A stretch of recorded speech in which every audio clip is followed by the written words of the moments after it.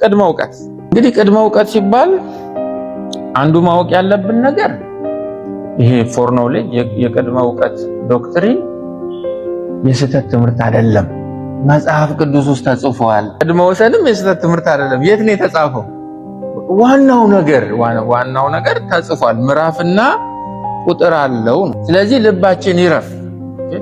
ፎርኖሌጅ ሲባል ፕሪዴስቲኔሽን ሲባል ጭንቀት ያዘን ነው። ምዕራፍና ቁጥር ያለው እግዚአብሔር የጻፈልን እናውቀው ዘንድ እወቁልኝ ብሎ እግዚአብሔር በቅዱስ መጽሐፍ ውስጥ ያሰፈረልን ከከበሩ አስተምህሮቶች ተርታ የሚቀመጥ የከበረ አስተምህሮ ነው። ይሄንን ልብ ማለት አለብን። ሁለተኛው ልብ ማለት ያለብን ይሄን አስተምህሮ ወይ አራተኛው መቶ ክፍለ ዘመን ላይ አውጉስጢኖስ አልጀመረውም፣ ወይ 15ኛውና 16ኛው መቶ ክፍለ ዘመን ላይ ዮሐንስ ካልቪን ወይ ማርቲን ሉተር አልጀመሩትም፣ ወይም ደግሞ በሰፊው ካሰብነው የተሐድሶ ስነ መለኮትም አይደለም ባለቤቱ። የዚህ አስተምህሮ ባለቤት በቀዳሚነት ማን ነው? እግዚአብሔር። ስለዚህ የሆነ ምሁር ወይም የሆነ እምነት ወይም የሆነ ጎራ አንድን የመጽሐፍ ቅዱስ ዶክትሪን በተለየ ሁኔታ አትኩሮት ሰጥቶት ከተወያየውና ብዙ ጽሁፎችን በዛ ዙሪያ ላይ ከጻፈ የዚያ ጎራ ዶክትሪን ነው ማለት አንችልም። በቀዳሚነት አለ ወይስ የለም? ምን ውስጥ? በቅዱሱ ቃል ውስጥ። ስለዚህ አንዱ ከዚህ መውሰድ ያለብን እሱ ነው። አለ ባይብል ውስጥ የሚለውን ልብ እንድንል ነው። ወደ ቃሉ ፍቺ እንምጣ። ምንድነው ቅድመ እውቀት? አማርኛው በጣም ሰልፍ ኤክስፕላናቶሪ ነው። አስቀድሞ ያወቃቸውን የሚል ግን በአማርኛ ስላልሆነ መጽሐፉ የተጻፈው አማራጭ የለንም። በቀጥታ ወደ ግሪኩ መሄድ ነው ያለበት። በግሪክ ፕሮጊኖስኮ የሚል ቃል ነው ያለው። ፕሮጊኖስኮ ኢንፋክት ኮምፓውንድ ወርድ ነው። ሁለት ቃላት ናቸው አንድ ላይ ተያይዘው የተቀመጡት። የመጀመሪያው ፕሮ የሚለው ነው። ሁለተኛው ደግሞ ግኖስኮ የሚለው ነው። ፕሮ ማለት አስቀድሞ በፊት ማለት ከሆነ ይሄ አስቀድሞ መቼ ነው? ይሄ አስቀድሞ? ምክንያቱም አስቀድሞ ያወቃቸው የተባለው አካል ማን ነው? እግዚአብሔር ነው። ስለዚህ እግዚአብሔር ሲያቅ መቼ ነው የሚያውቀው? እንዴት ነው የሚያውቀው? ሰፊ ውይይት ይፈልጋል። በእኛ ጫማ ውስጥ ከተነው የእግዚአብሔርን የማወቅ ሁኔታ እንዳንረዳ ነው። ስለዚህ መቼ ነው ይሄ ፕሮ መቼ ነው? ይሄ አስቀድሞ መቼ ነው? በየትኛው ጊዜ ነው ይሄ አስቀድሞ ያለው? ሁለተኛ ግኖስኮ ማለት ማወቅ መረዳት ማለት ምንድነው? ሁለቱን ለብቻ እናጥና። እንደ ርዕስ የምትጽፉ ፕሮ የሚለውን ወይም አስቀድሞ የሚለውን ለብቻ እንያዝ። አስቀድሞ ማወቅ የሚለውን ኢንፋክት መጽሐፍ ቅዱስ በተለያየ አውድ ይጠቀማል። ለምሳሌ ሐዋርያት ሥራ ምዕራፍ 26 ቁጥር 5 ላይ ጳውሎስ በአይሁዳውያን ዘንድ ተከሶ አግሪጳ ፊት ክሱን ሲያስተባብል ይሄን ቃል ተጠቅሞታል። ሉቃስ ይሄንን ናሬሽን ሲጽፍልን የሐዋርያት ሥራን ሲጽፍ ምንድነው ያለው? ሊመሰክሩ ይወዱ እንደሆነ በአምላካችን ከሁሉ ይልቅ ሕግን በመጠንቀቅ እንደሚተጋ ወገን ፈሪሳዊ ሆኜ እንደኖር ከጥንት ጀምረው አውቀውኛልና። ከጥንት ጀምረው አይደለም ፕሮግኖስኮ የሚል ቃል ነው እዚህም ጋር ያለው እየተናገረ ነው ስለራሱ ማለት ነው። አይሁድ ሲከሱት ከጥንት ጀምረው በፕሮግኖስኮ በቅድመ እውቀት በመጀመሪያም ያውቃሉ እኔ ለእግዚአብሔር ትጉ እንደሆንኩ ከማንም በላይ በመጠንቀቅ ሕጉን እንደማከብር ያውቃሉ ብሎ ነው ክሱን እያስተባበለ ያለ። ስለዚህ የነዚህን ሰዎች ፕሮግኖስኮ የነዚህን ሰዎች አስቀድሞ ማወቅ ጠረጴዛ ላይ አስቀምጠን እናጥናው ብንል አሻሚ አይደለም፣ አወዛጋቢ አይደለም። ኦኬ የሆነ ዘመን ላይ ያውቃሉ።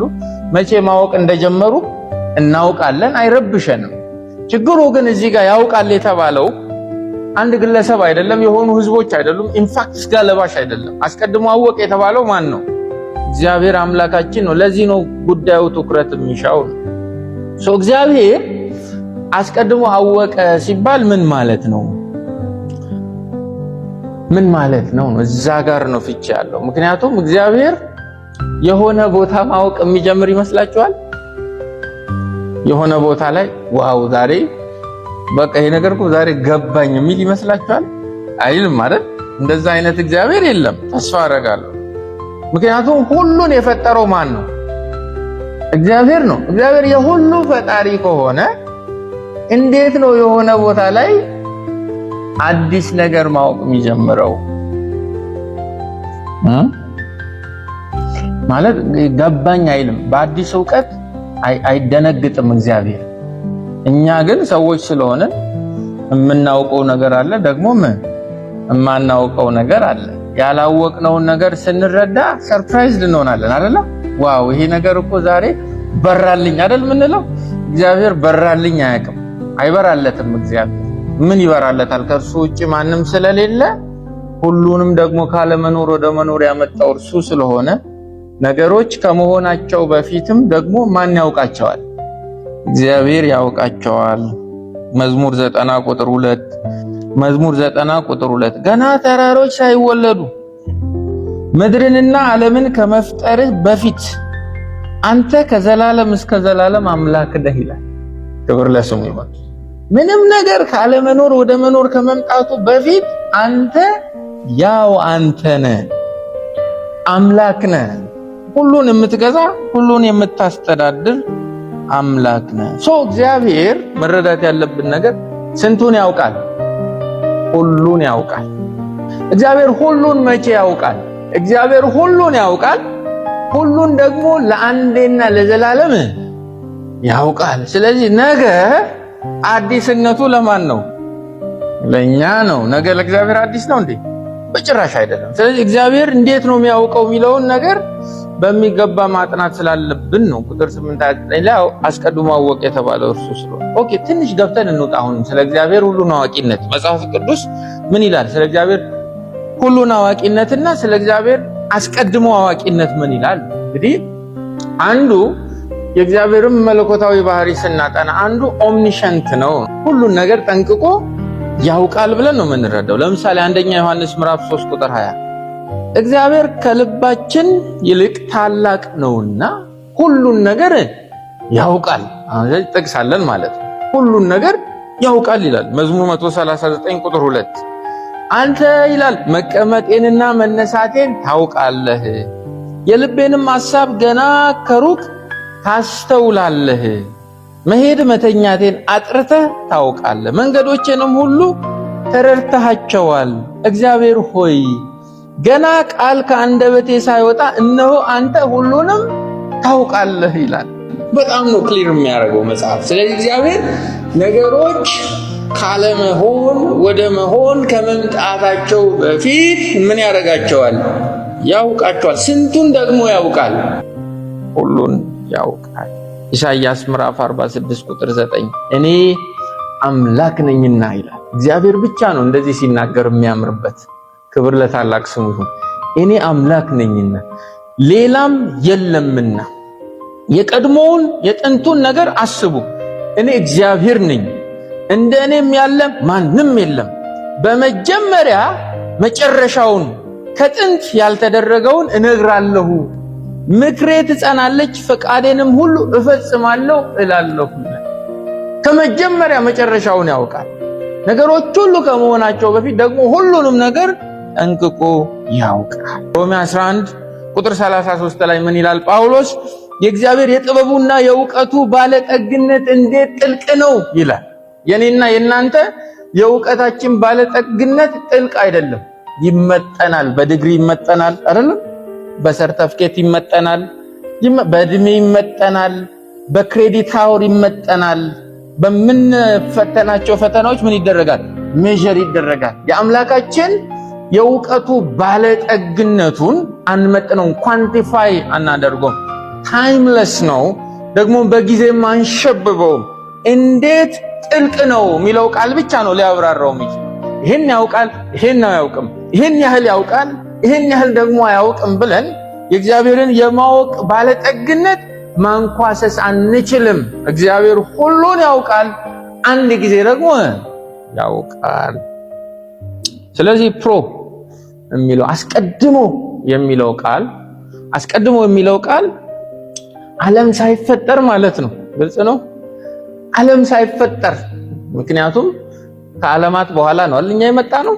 ስለዚህ ዓለማት ወደ ኤግዚስተንስ ወደ አነዋወር ከመምጣታቸው በፊት እግዚአብሔር ስንቱን ያውቃል? ሁሉን ያውቃል። አስቀድሞ ማለት ይሄ። ወደ ሁለተኛው እንምጣ። ግኖስኮ ያውቃል ዕውቀት ወደሚለው እንመለስ። መጽሐፍ ቅዱስ ውስጥ ዕውቀት በሁለት ቋንቋ በሁለት ቃል ነው የተተረጎመው። በግሪኩ ግኖስኮ፣ በሂብሩ ደግሞ ያዳ የሚል ነው። እነዚህን ሁለቱንም ነው ብቻቸውን የምናጠናው። የገቡበትንም አውድ ሁሉንም ባይሆን የተወሰኑትን አሰስ ማድረግ አለብን። ግኖስኮ ማለት ስለ አንድ ነገር ያላችሁ ግንዛቤ ማለት ነው። ሞር ኦፍ ኢንተሌክቹዋል ይመስላል፣ አእምሮአዊ ግንዛቤ ማለት ነው። ያዳ የሚለው ደግሞ የሂብሩ ቃል በብሉይ ኪዳን ውስጥ ይሄ ኢንተሌክቹዋል ከሆነው የአእምሮ ግንዛቤ ከሆነውም ዕውቀት በተጨማሪ የጠበቀ ግንኙነትን ለመግለጽም ስራ ላይ ውሏል ይሄ ቃል። ለምሳሌ ዘፍጥረት ምዕራፍ 4 ቁጥር 1 አዳምም ሚስቱን ሔዋንን ምን አረጋት ነው የሚለው ባይብል፣ አወቃት አይደለም። ብዙ ሰው ሙሴ ዘፍጥረትን ሲጽፍ በአዳምና በሔዋን መካከል የነበረውን የግብረ ሥጋ ግንኙነት በአቻላቻ ጉዳዩን ወይም ድርጊቱን በሚገልጽ ቃል መጠቀም አፍሮ ሸሚዞት ነው አወቃት የሚለውን ቃል የተጠቀመው ብሎ ይረዳዋል አይደለም። አሁንም አወቃት ነው የሚባባሉት። ለዚህ ነው አያችሁ በእኛና በመጽሐፍ ቅዱስ መካከል ጋፖች አሉ። ከዚያ ውስጥ አንዱ ካልቸራል ጋፕ ነው። እነሱ በባልና በሚስት መካከል ያለውን ኢቭን ሴክሹዋል ኢንተርኮርስ ራሱ ሲገልጹ ዕውቀት የሚለውን ቃል ነው የሚጠቀሙት ያለው ነው። እዚህ ጋር ይሄንን ልብ ማለት ያለብን ነገር ምናልባት የዕብራይስጡ ያዳ የሚለው ነው በባልና በሚስት መካከል ያለውን ያን የጠበቀ ግንኙነት የሚገልጸው ሲባል የግሪኩ ግኖስኮ ይሄንን አይልም ማለት ግን አይደለም። ለምሳሌ ማቴዎስ ምዕራፍ 1 ቁጥር 25 ዮሴፍም ከእንቅልፉ ነቃ፣ ከዚያም የጌታ መልአክ እንዳዘዘው ማርያምን ወደ ቤቱ ወሰዳት፣ ይሁን እንጂ የበኩር ልጇን እስክትወልድ ድረስ አላወቃትም ነው የሚለው። ግሪክ ባይብል ግኖስኮ የሚል ቃል ነው የተጠቀመው እዚህም ጋር።